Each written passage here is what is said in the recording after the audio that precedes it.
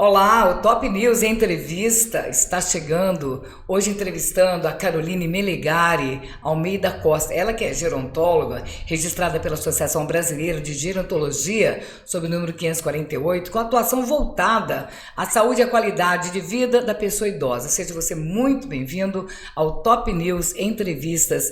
Caroline, seja bem-vinda também. Vou falar de um assunto que realmente interessa a todos. Pelo menos a gente espera envelhecer, né? Então eu acho que quem pensa numa qualidade de vida vai justamente buscar isso. Qualidade de vida, envelhecimento, principalmente com a mente. Olha, muitas famílias se preocupam com a memória dos idosos. Como diferenciar um esquecimento normal do envelhecimento de um sinal de alerta? E me fale também sobre a atuação em geral, sobre a expectativa de vida, que você estava comentando em off comigo. Eu achei bem interessante, né? De que o homem está vivendo até 100, 120 anos. Então, mais um motivo para se cuidar, né? Sem dúvida. Boa tarde, Cris. Tudo bem a todos? Obrigada pela acolhida. E vamos sim falar um pouquinho sobre envelhecimento, sobre memória, qualidade de vida, nesse contexto de chegar mais longe, mas chegar mais longe, pessoal, com qualidade, né? Porque não adianta a gente viver e não ter uma qualidade. A gente pode observar hoje, no contexto da mídia, que muitas pessoas vivendo muito e vivendo de modo atuante. O envelhecer, ele é todo um processo contido dentro de diversas etapas que eu falo, que é o fator biológico, social, cognitivo, que é associado à memória. Então, quando a gente pensa nesse contexto como um todo, a gente tem que levar em consideração que estar realizando um pouco de estímulo para cada situação dessas que eu digo que são os pilares do envelhecimento, consiste em deixar a pessoa com a qualidade de vida. A qualidade de vida, ela é, no decorrer do envelhecimento, menos medicação e mais ação. Né? Então, quanto mais ativos nós nos tornamos, por consequência, mais saúde em todos os aspectos nós conseguimos adquirir. E é isso que a gente visa no envelhecimento. E o sinal de alerta começa quando, hein, Caroline? Eu falo assim, quando no contexto do cognitivo, que é nítido o envelhecer, ele ter mudanças associadas à cognição, o sinal de alerta ele vai surgir quando a pessoa idosa ela começa a ter falhas não pontuais, falhas recorrentes de atenção, de desorienta de dia da semana, ela começa a se perder no contexto da ambiência fora de casa, se torna muito repetitiva. Esses são sinais de alerta. E esses sinais, eles são mapeados, Cris, geralmente por avaliações neuropsicológicas, que a gente realiza, identifica o perfil dessa pessoa do envelhecimento e a gente categoriza se esse tipo de esquecimento, ele é, digamos assim, leve, que é um quadro que a gente chama de comprometimento cognitivo subjetivo, se é um comprometimento um pouquinho mais médio, que a gente chama de comprometimento cognitivo leve, ou seja, é um quadro que a gente chama de demência. Então, você imagina uma escadinha. Eu sempre falo para as pessoas em casa, pessoal, pensa assim, uma escadinha de 3 degraus. O primeiro degrau é um sinalzinho ali que fica piscando amarelo. Depois o amarelo ele já tá ali fixo e depois ficou vermelho. Que esse aí é onde que a gente tem que evitar chegar, que é o contexto das demências. E fala uma coisa, existe realmente uma forma de estimular o cérebro idoso em casa e como isso funciona de verdade e como você acolhe esses pacientes na sua clínica? Olha, existe sim, até uma temática que a gente vai trabalhar no evento do dia 9 de abril, que é um evento que a gente vai fazer pelas mídias, que é totalmente gratuito. A gente vai ensinar as famílias a estimular de fato com o resultado. E olha, Cris, esses estímulos, eles apresentam resultados dentro de 90 dias. Então, a gente consegue sim diminuir o declínio cognitivo que a gente fala dentro de 90 dias. Como? Seguindo os parâmetros de diversos estudos. O principal órgão hoje que normaliza estudos para, por exemplo, doença do tipo do Alzheimer é a Alzheimer Association, que é uma entidade mundial composta por diversos cientistas de universidades do mundo inteiro, onde pesquisam de modo efetivo e contínuo sobre os declínios cognitivos que evoluem para as demências, não só do Alzheimer, mas de outras. E lá a gente vê que os últimos indicativos da Alzheimer Association é alimentação balanceada, exercício físico, atividade social, o contexto de estímulo cognitivo e o sono. Então a gente tem que pensar em envelhecer tendo esses pilares organizados. E quando a gente fala em estimular em casa, o estimular em casa começa por pequenas coisas. Por exemplo, uma dica que eu deixo para vocês: organizar uma despensa,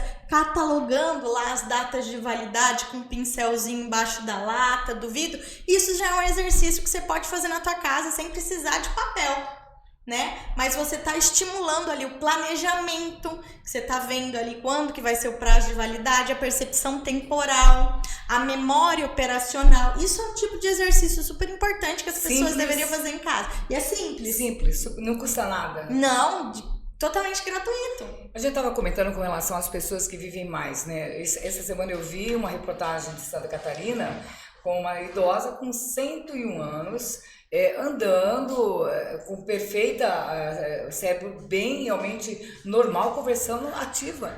E dá para citar o porquê uns envelhecem com tranquilidade, sem problemas, e outros não. Você, no seu dia a dia, o que você percebe? Assim, você tem pacientes também atendendo? Sim, olha, no contexto do envelhecimento, são diversos fatores. A gente vê aí, quando a gente fala da gerontologia, a pessoa começou a viver mais, não é só agora, o envelhecimento é um fenômeno mundial, tá, gente? Então, você imagina que as pessoas saíram das zonas rurais e migraram para a cidade. Aqui elas já tiveram acesso ao quê? Saneamento básico. Depois tiveram mais acesso à saúde. Prevenção, né? Prevenção, começou-se a prevenção, o contexto de vacinas. Todo esse contexto, ele foi criado, não é agora nos últimos 10 anos, é ao longo dos últimos 60 anos. E a gente fala que mediante estudos de genética sobre o contexto do envelhecimento, só para vocês entenderem, o meu filho, eu tenho um filhinho que tem 3 anos, a genética do meu filho, mais o contexto de vida que a sociedade e a medicina vão apresentar para ele, vão fazer com que ele chegue, segundo os estudos, a 103 anos de expectativa de vida para essas crianças de agora, entendeu? Essa geração. Então, a nossa geração hoje, a gente tem uma expectativa de vida de 76 anos de vida, certo? Tendo em vista que o Brasil hoje tem 32 milhões de idosos. Se a gente pega para analisar os estudos mais longitudinais que a gente fala, tem até um gráfico que é muito legal. Eu tenho um gráfico que mostra a evolução do ser humano. Na época do Império Romano, as pessoas viviam lá, gente, acredita, 22 anos. Hoje, aí quando foi em meados de 1900, já bem mais pra frente, a expectativa de vida era de 40 anos. E hoje, já em 2026, a expectativa das nossas vidas são 76 anos. Observa que no decorrer do tempo, a gente teve uma evolução significativa.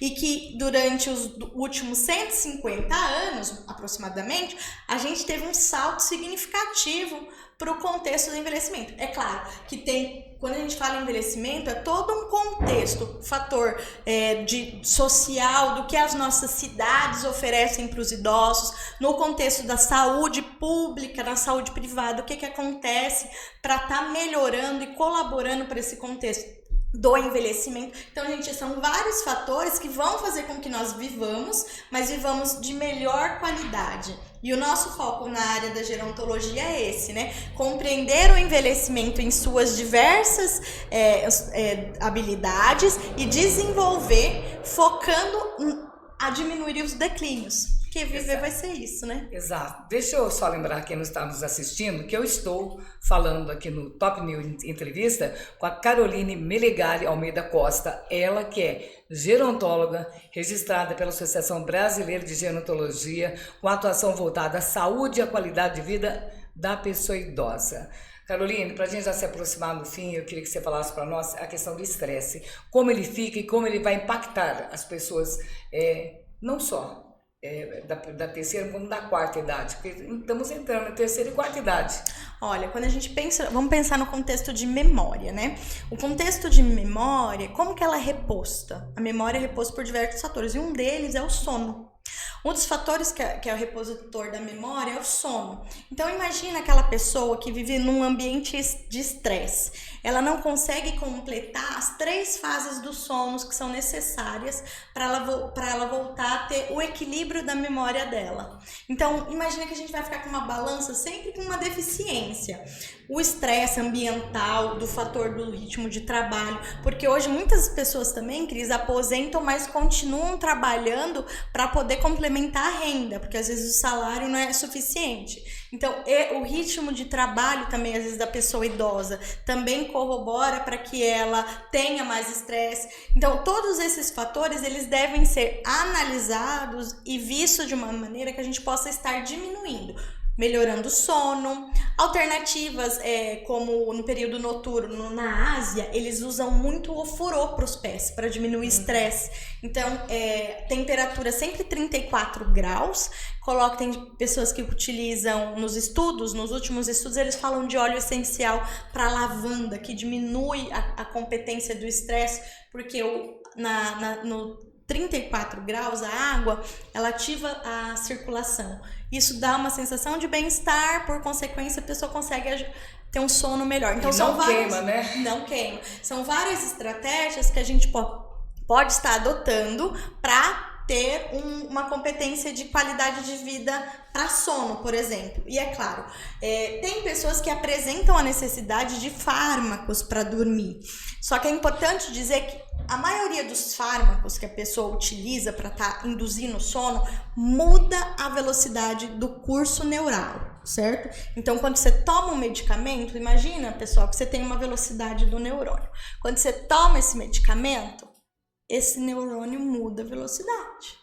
Por consequência, vocês sabem que ao mesmo tempo que eu tenho nascimento de novos neurônios por meio da neurogênese, até na velhice, eu tenho também o processo da perda do neurônio, que é a morte. Então, entendam, a gente tem que buscar a maior quantidade de estratégia antes de entrarmos nesses medicamentos. Porque a maioria que entra nesses medicamentos não conseguem sair. O Rivotril... Acho que tá tudo bem, né? Tomando remédio. A maioria. O Rivotril, muitas pessoas entram no Rivotril, por exemplo, e ficam 10, 15, 20 anos. Eu tenho paciente que toma medicamento há 20 anos. E assim, tem vários estudos da Universidade de Oxford, de Edinburgh, que associam o uso, por exemplo, do Rivotril a indicativo de doença de Alzheimer. Já tem vários estudos que associam isso e até, de fato, comprovam essa usualidade. Preocupante. Então, é muito preocupante. E o Brasil é o 3º país no mundo que mais consome medicamento. Dessa alguém classe. Falando, eu tomo Rivotril. Isso. Meu filho toma Rivotril. Então, é até comum, viu? Isso. Então, observa, os jovens já tomam essas medicações. E o quanto estratégias simples, como um exercício físico, uma boa alimentação, por exemplo, a parte cognitiva, os princípios da dieta MIND, né, que é anti-inflamatório, tudo isso já ajuda para a pessoa envelhecer com mais qualidade. E tentando tirar a medicação. Lembra que eu falei para vocês? Menos medicação, mais qualidade de vida. É isso aí. Pra gente, finalizando, você acredita que é possível retardar doenças como Alzheimer? E o que a ciência já nos mostra? Você falou bastante sobre isso, né? Mas queria que você também passasse seu endereço para que as pessoas te procurem, né? As redes sociais, que eu sei que muita gente ficou interessado, porque é um assunto que interessa a todos, porque como eu disse no começo, todo mundo quer envelhecer, né? Ninguém quer morrer. Então tem mais que se cuidar e viver com qualidade de vida. Acho que a ciência, ela caminha já para alguns experimentos que falam até em reversão, por exemplo, do quadro da doença de Alzheimer. Entretanto, não se há uma comprovação ainda disso, são muitos estudos em cima disso para tentar a cura. Entretanto, a gente ainda não conseguiu reverter esse quadro. Mas eu acho que assim, no contexto da prevenção, antigamente a gente falava que a genética, existe no contexto da genética a recessividade. O que é isso, Cris? Que passa de pai para filho, tá? E eu tenho vários pacientes que nesse sentido. O pai teve ou a mãe teve, o irmão tem, a outra irmã tem, e o paciente já apresenta indicativos.